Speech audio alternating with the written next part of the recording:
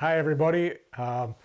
Today we're going to talk about the Swinghead. From the last video, the Swinghead Smallmouth video we shot, I got a lot of questions about the actual setup that I was using, the Swinghead specifically, and the hook that I was using. So I'm going to go over in more detail the Swinghead setup that I'm using, the hook, the bait, and all that today in this video. So for starters, the Swinghead that I like to use is it's made by Strike King. It's a tungsten swinging football head, tour grade. And the one I'm using is a 3/8 ounce. They make these in 3/8 all the way up to 1 ounce. The nice thing about this style of head is that you can choose the hook that you want. For the most swing heads would come with a hook already attached to a head, so you're stuck with a 3/8 or a 5/16 or a half or whatever with a specific size of hook. And if you want to change the size of bait that you want, the hook size doesn't fit the bait for the head. What this will give you is a lot more options in choosing the head size and the hook size separately. So let me get into this and show you a little bit more how this works. So I'm going to pull this head out of the package.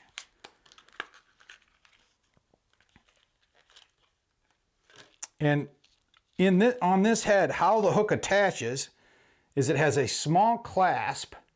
I don't know if you can see that, but I'm going to hold this up here. And if you can see that little wire keeper on the end of that. Now your hook is going to slide into this wire keeper and hold the hook on the head. And then on this side, it's got a small loop to tie your line to.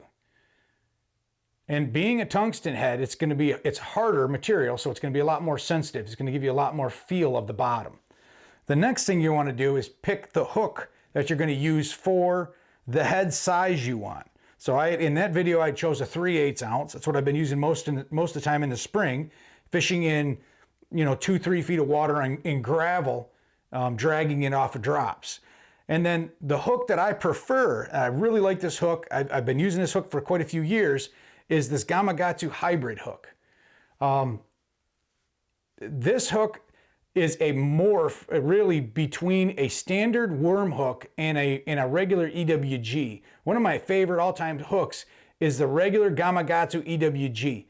Now, you could be using an Owner, a Hayabusa, a Trokar, any of these hooks.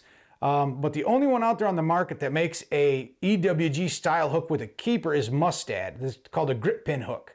But I prefer the style of this hook for the baits that I'm using. One thing that I want to do to this to keep my bait from sliding down is tie a small keeper right here at the bend, and it'll keep what we call is pulling your pants down, where a fish grabs the bait, it slides out of their mouth, and the head of the bait slides down on the hook. I'll give you a quick example of that. So if I were to have this fighting frog on this hook,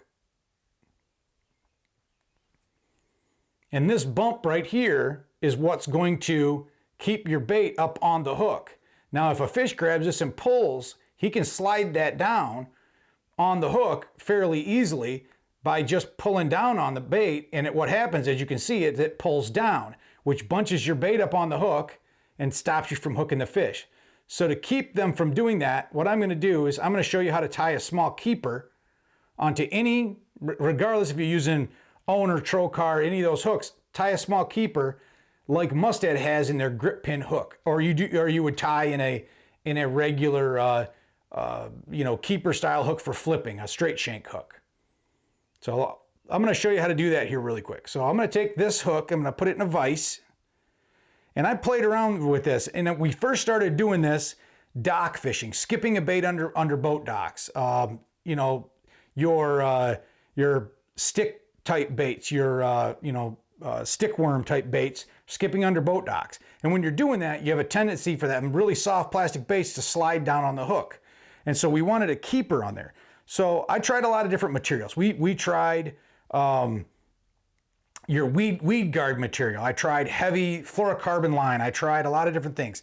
And I really settled on this is hands down my favorite for making these keepers. This is 30-pound stainless steel braided line. It's coated stainless steel line in 30-pound. And you can buy this in a roll. You get it at your, local tackle shop. They use this in leaders for toothy critters like pike, muskie. That's why we have them in the north. What I'm going to do is take a pair of side cutters and I'm going to cut about a 1/2 inch. It doesn't have to be exactly, but about a 1/2 inch of this material. I'm going to snip that off. And then I'm going to take that in between my fingers and I'm going to fold that in half. So now I'm dealing with 1/4 inch of a piece of coated, 30-pound coated stainless steel line. I like to take and get a good kink in that with some needle nose pliers. So now I've got it kinked. So now I've got a good piece for a keeper. One thing you don't want to do with this keeper on this hook is make your keeper stick out too far, because it'll just snag a lot of grass and moss on the bottom. So you want to keep it fairly short. That's why I'm going with 1/4 inch. The next thing I'm going to do, so you want to go down to the hook, is I'm going to take a dab of hardhead and I'm going to put that keeper right here. I'm going to take a dab of hardhead, which is our cement, head cement. And I'm going to put a dab of that right here where I'm going to tie that keeper on. That's going to keep my string in place. This is the same line I use for tying jigs. This is GSP, which is gel spun 100. And I'm going to get a good base on here. So I'm going to start right here and I'm going to come up on there and I'm going to crisscross over and I'm going to tie a good base on my hook.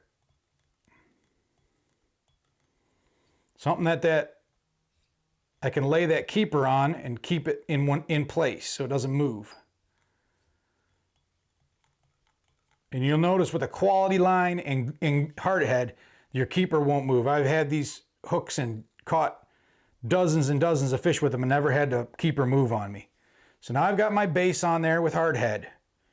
Now I'm going to take my keeper and I'm going to adjust it with my fingers. So you've got just enough keeper sticking over, and I want to lay it flat on there. I just enough keeper sticking over that's going to hold my bait on the hook. And I'm going to start wrapping that keeper in. When I get up to that keeper, I'm going to go underneath of it, around and underneath of it a couple times to hold it up. Then I'm going to start going back down the keeper. I'm going to pull this keeper back down on the hook. Losing my voice here.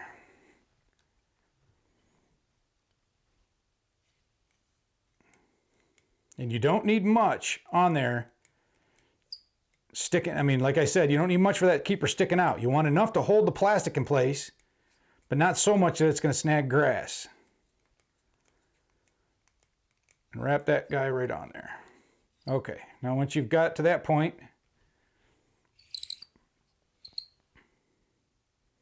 I'm going to tie off. So if you want to back out a little bit there. So I'm 2 fingers over. I'm coming over with the string. The bobbin goes through the loop. This is a little more difficult because you don't have anything to hold it in place. So you kind of got to get it up there with your fingers and get it held in and tighten it down.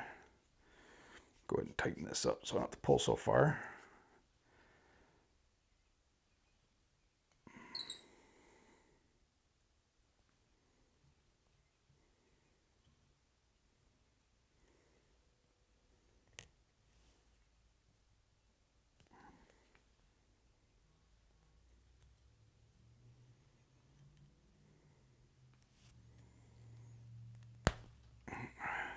Pull that hard and broke my thread. So I'm going to come back up here. It's tied anyway, so snip that off close. And really important here on this, especially on these, is to take your hard head, back with my hard head, and coat those threads in. Make sure I get hard head all over those threads, lock all them fibers in place. Once that sets, that hard head sets up, that bond won't go anywhere.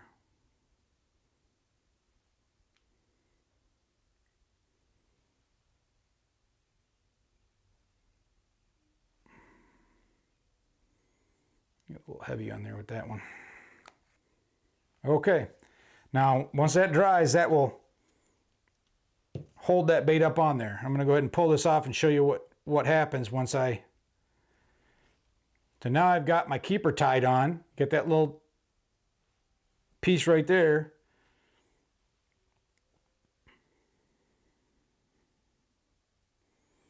And I go through my fighting frog, back down, and I push my bait up over the keeper. This hook works exceptionally well if you flip tubes much. Tubes are notorious for pulling down on the hook. And putting a keeper on this, plus this hook is a great hook for flipping tubes. We'll talk about that in a future video. But you know, you're right there. There's your finished product. And if that bait gets pulled down on, it's going to come down and hit that keeper and not going to draw down your shank and get your pants pulled down, basically. So that's that. Now that I've got that done, we're going to attach the hook to the head. So we're back to the head, and you've got that keeper on there.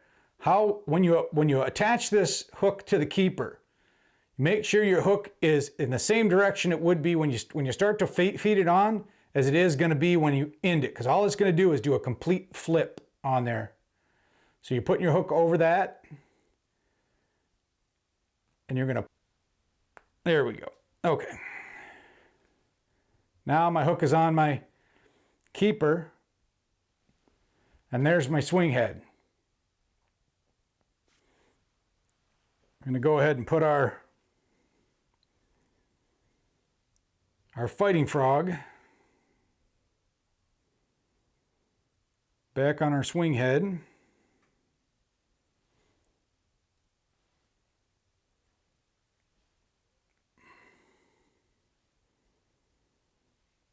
And that's up like that.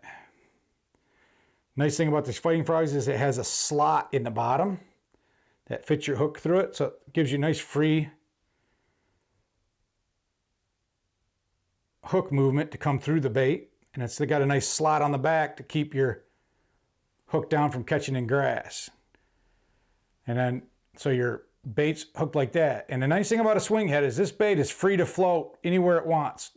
Twofold: one, that gives you a lot more movement in your bait when you're reeling along the bottom and you're dragging it along the bottom. And two, when the fish gets hooked and he's jumping, this hook swings freely away from the bait, and that weight isn't attached to the hook directly. The last thing I showed in a video was when I'm fishing in dirty water, I have a spike garlic marker. It's just a yellow orange. I'm going to take some orange on here, typical crawfish color, and I'm just going to orange up the